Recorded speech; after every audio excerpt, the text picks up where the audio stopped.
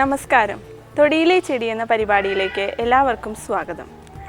ഇന്ന് നമ്മൾ പരിചയപ്പെടാൻ പോകുന്നത് കാശിത്തുമ്പയെക്കുറിച്ചാണ്. ബാൽസാമിനേസി ഫാമിലിയിൽപ്പെടുത്ത ഈ സസ്യത്തിൻ്റെ ശാസ്ത്രീയ നാമം ഇംപേഷ്യൻസ് ബാൽസാമിനെ എന്നതാണ്. സംസ്കൃതത്തിൽ ഇതിനെ തൈർനി, ദുഷ്പരിജാതി എന്നെല്ലാം പറയുന്നു. ഏകദേശം 75 സെൻറ്റിമീറ്ററോളം ഉയരത്തിൽ വളരുന്ന ഒരു ചെറിയ സസ്യമാണിത്.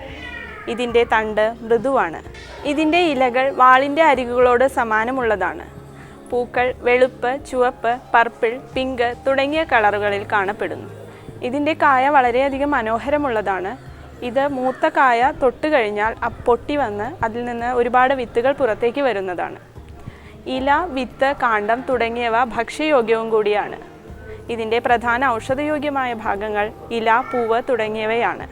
ഈ സസ്യത്തിൻ്റെ പ്രധാന രാസഘടകങ്ങൾ ഫ്ലവനോയ്ഡ് പിഗ്മെൻറ്റ്, വിസ്കസ് ഓയിൽ, ബീറ്റാ സൈറ്റോസ്റ്റിറോൾ തുടങ്ങിയവയാണ്. പാമ്പുവിഷത്തിന് ഇതിൻ്റെ ഇലയുടെ നീര് ഉപയോഗിക്കാറുണ്ട്. കൂടാതെ അരിമ്പാറ, പൊള്ളൽ തുടങ്ങിയ അസുഖങ്ങളിലും ഈ സസ്യം ഉപയോഗിച്ചു വരുന്നുണ്ട്.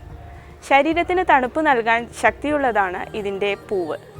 കൂടാതെ ഇതിൻ്റെ സത്ത് മുടി വളരാനും ഉപയോഗിച്ചു വരുന്നു. ഇത് പ്രധാനമായും അലങ്കാര സസ്യമായിട്ടാണ് കൃഷി ചെയ്തു വരുന്നത്. ഇതിൻ്റെ കൂടുതൽ ഔഷധ പ്രയോഗങ്ങളെക്കുറിച്ച് ഡോക്ടർ CM ശ്രീകൃഷ്ണൻ നിങ്ങളോട് വിശദീകരിക്കുന്നതാണ്.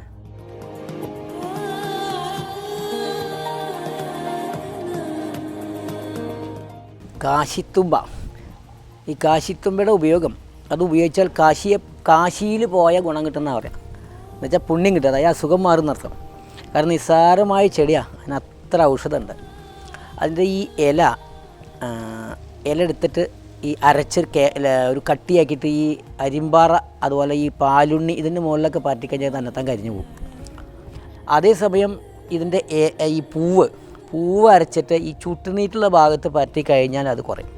ഇത് കുറച്ച് ശീതവീര്യമാണ്. പിന്നെ ഇതിൻ്റെ ഒരു സമൂലം കഷായം വെച്ച് അകത്തേക്ക് കഴിക്കാം. അത് വളരെ നല്ലതാണ്, വയറിനും നല്ലതാണ്. കുറച്ച് ഈ ശീതമായ അവസ്ഥ ഉണ്ടാക്കുകയും ചെയ്യും. ഇതിൻ്റെ ഏറ്റവും പ്രധാനപ്പെട്ട ഒരു ഉപയോഗം ഈ മുടി വളരാൻ നല്ലതാണ്. കാരണം ഇത് അങ്ങനെ കഷായം വെച്ച് അകത്തേക്ക് കഴിക്കുക.